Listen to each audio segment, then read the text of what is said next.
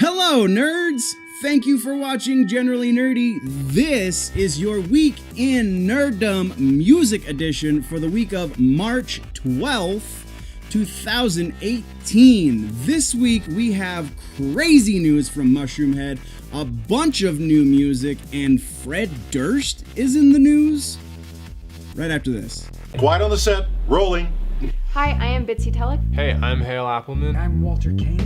I'm Rene Aubergenois. Odo on Deep Space Nine. Michael Dorn, Lieutenant Commander Worf, Star Trek The Next Generation. Come and see me and hear me and talk to me and listen to me talk about myself. Hey man, this is Kevin Smith, often considered generally nerdy, and you are listening to what is often considered generally nerdy. On Generally Nerdy. You're listening to Generally Nerdy. Generally Nerdy. Generally Nerdy. Before we jump into the news, guys, we have to hit up the sponsor. This week, every episode is being sponsored by the General Lee Nerdy shirt over on punishshirt.com. Looks a little something like this. You can go buy one if you so desire. It is $20 approximately, just short. Or you can enter to win one. How do you enter to win one? Well, there are 4 different ways to enter. First, subscribe to the YouTube channel and then leave a comment on one of the videos that it has something to do with the contest. In order to enter, just let me know, hey, free t-shirt, say something about the shirt in your comment. Or you can message me directly on YouTube if you don't want to make a public comment. That is totally fine. You can also follow me on Facebook. Facebook.com/generallynerdy is where you can do that. Once you have followed me on Facebook, then again, comment on one of the posts that has something to do with the contest or send me a direct message. It's totally fine if you want to keep your stuff private. That is the second way to enter the contest. The third way is Instagram, instagram.com/generallynerdy or @generallynerdy if you are already on the platform or if you're one of those crazy smart kids with the smartphones. Follow me on Instagram, send me a direct message letting me know that you have done so, or comment on a post that has to do with the contest, post where I mention the contest in the post description. And then the final way to enter the contest is to follow me on Twitter, twitter.com/generally_nerdy or @generally_nerdy is where you can do that. Once you have done that, then again, reply to one of the posts about the contest or send me a direct message. And with any one of these ways to enter, instead of sending me a message through that platform, you can always send me an email, Dustin@generallynerdy. In order to enter that way, though, you must include a screenshot of the platform on which you have subscribed or followed. If you have multiple platforms that you subscribed and followed and you're entering through email, then you have to include multiple screenshots. In order to win, you must be a U.S. resident. All of the contest rules are in the description, but good luck. Again, we are giving away 2 of these shirts, and the contest will be done April 2nd at noon. So you have until April 2nd to get all 4 of your contest entries in. We already have multiple people entered, so your chances are growing slim as the days go by. Thank you guys, and now let's jump into the news. Coming right out the gate, we're talking Mushroomhead, and wow. So in 2 days this past week, Mushroomhead, the metal band, the masked metal band with the XX masks, which you're seeing somewhere on screen right about now, they lost 2 members. So 2 days, 2 members, and one member was super key. The other one was already a replacement for original member, so I feel like it's less of an issue. But the first one to drop out was Jeffrey Nothing, also known as Jeffrey Hatrix, is what he changed his name to originally. Before he changed his name, his last name was Hatrick.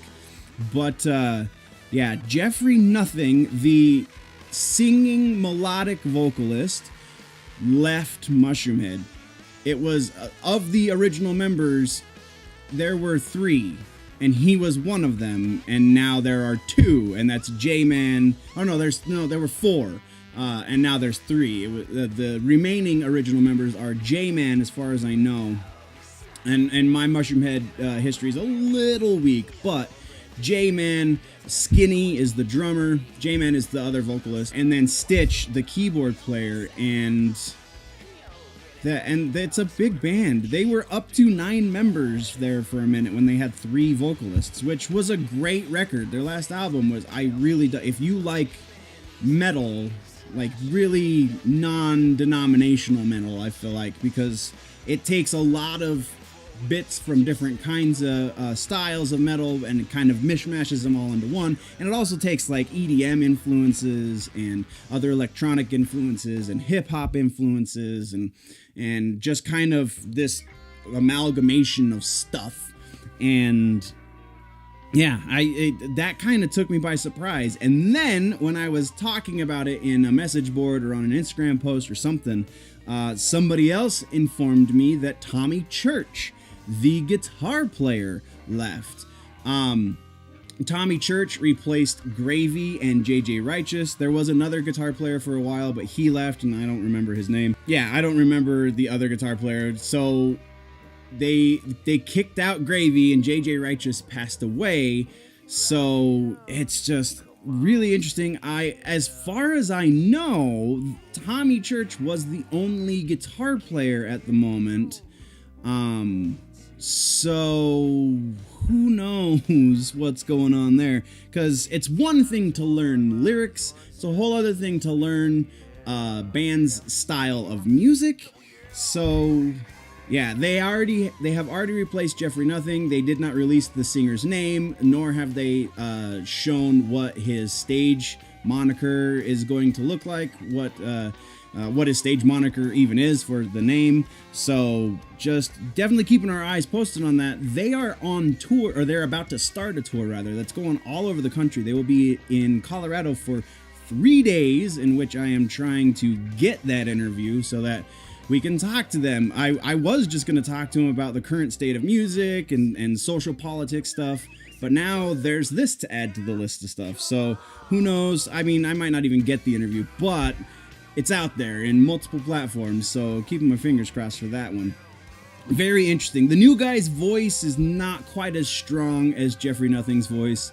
Nothing had some pipes, man.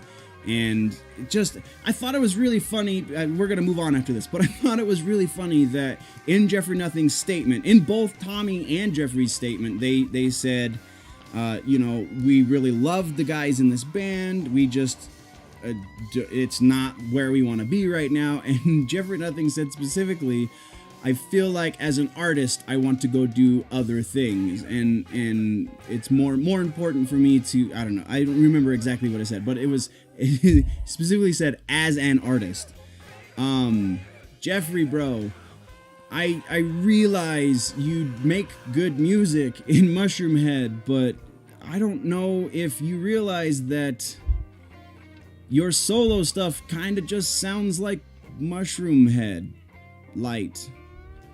But I don't know, maybe he's got something else in him. Maybe I'm just judging a book, or I'm counting my eggs before they've hatched, or whatever idiom you want to use.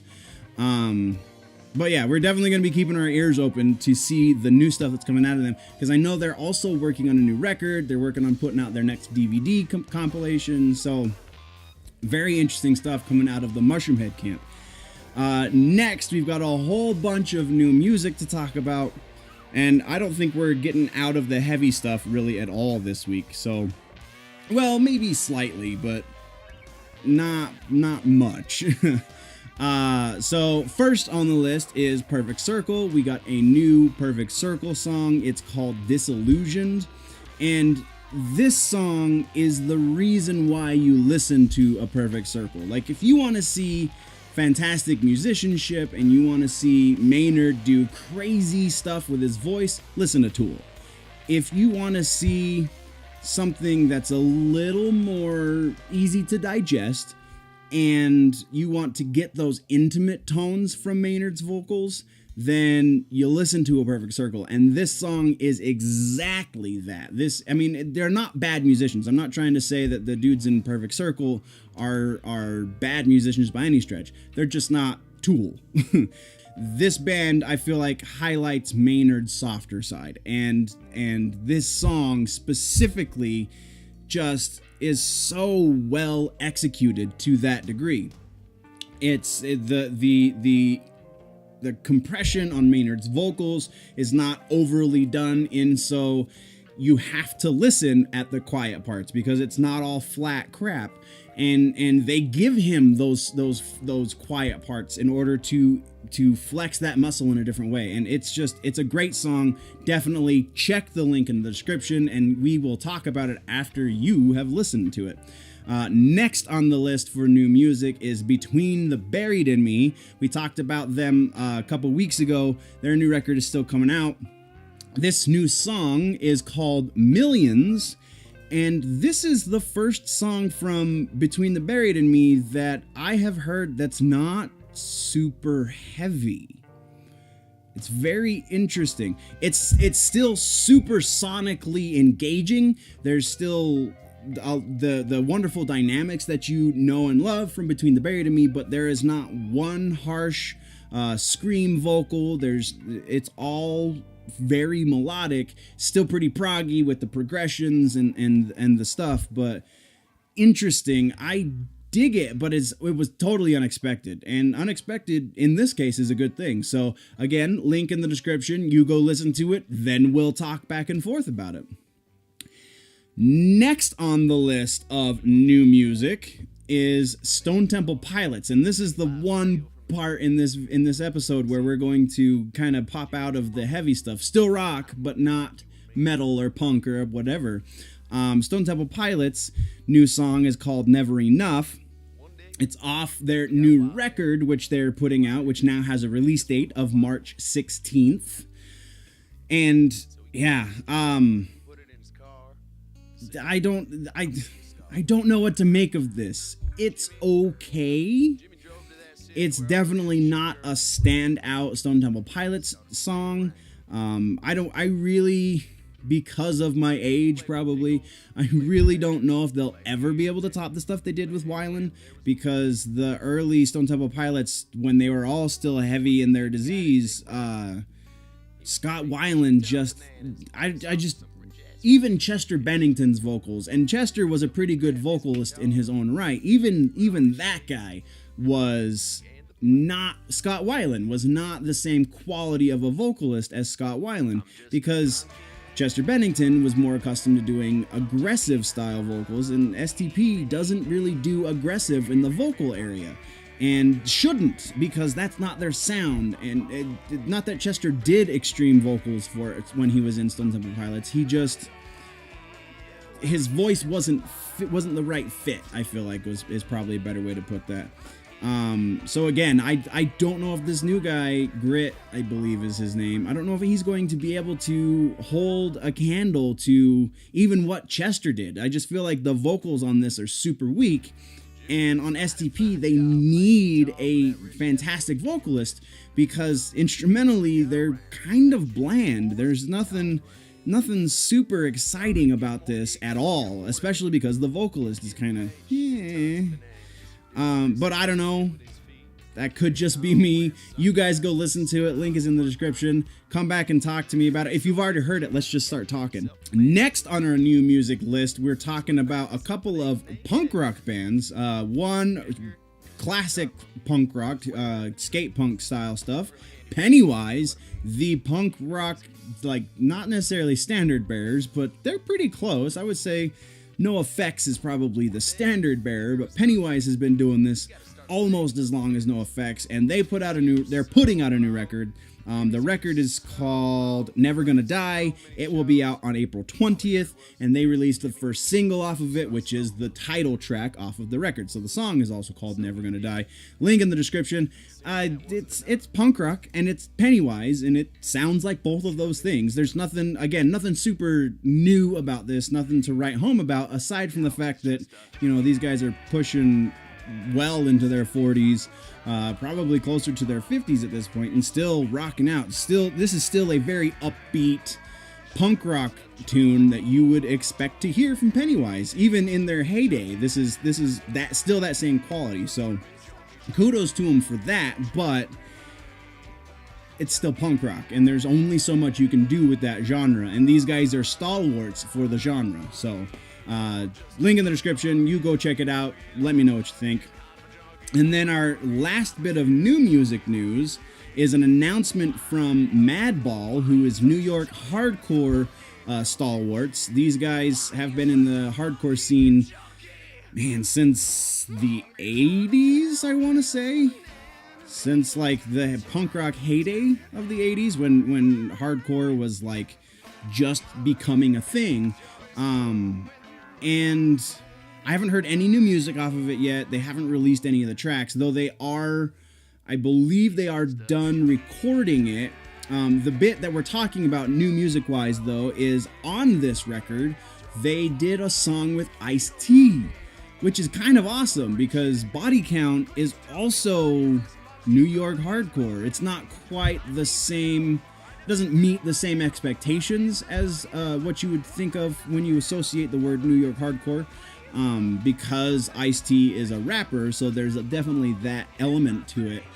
But still, instrumentally, they've always been, Body Count has always been hardcore, and they're from New York, so technically, there you go. So having him on this Madball record, I'm super excited to listen to at least this track. I'll probably get the whole record, but at least this one track is definitely going to get some rotation on the old iPod. So looking forward to hearing some new music off of that record, but so far nothing has been released. It's probably still in the mixing stage, I would imagine, because they just finished recording. And then our last bit of music news this week, guys, is Fred Durst. No, it's not Limp Bizkit. They have not finally released the Stampede of the Disco Elephants album yet, which, if you guys are watching this, not that you will, please let's listen to some new freaking Limp Bizkit music. You had this bright, shining beacon of hope with the Unquestionable Truth Volume 1, and then you put out Gold Cobra, which was basically Significant Other Volume 3. So let's see if we can get back to that raw edge of Unquestionable Truth, but with a name like Stampede of the Disco Elephants, I don't expect that's going to be the case. Anyway, that's not what we're talking about. We're talking about Fred Durst is directing a new movie. This probably should have gone in the movies section, or in the movies episode for the week, but it's Fred Durst. It should go in the music, I feel like. So the name of the movie is called Moose, and it stars John Travolta. So Travolta's career is doing great. But this is not the first time that Durst has directed a movie. He did The Long Shots in 2008. He did The Education of Charlie Banks in 2007. Ice Cube was in The Long Shots. Jason Ritter and Jesse Eisenberg were in The Education of Charlie Banks. So Durst has done a couple of notable things. He's just not what you would necessarily think of as a fabulous Hollywood director. But I don't know. I'll give it a shot. Just I'm a passive fan of Durst and an active fan of Bizkit. So that's kind of where I have to end this episode today, guys. So what did I miss? What should we talk about next week? Let me know in the comments down low.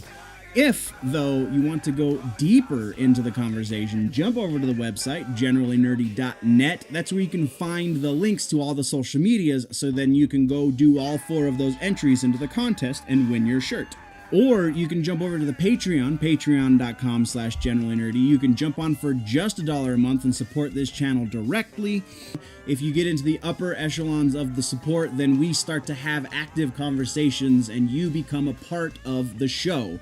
So definitely check out the Patreon, patreon.com/generallynerdy.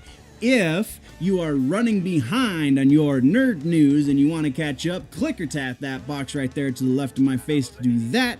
But before you go, always remember that if it's generally nerdy, it's probably here.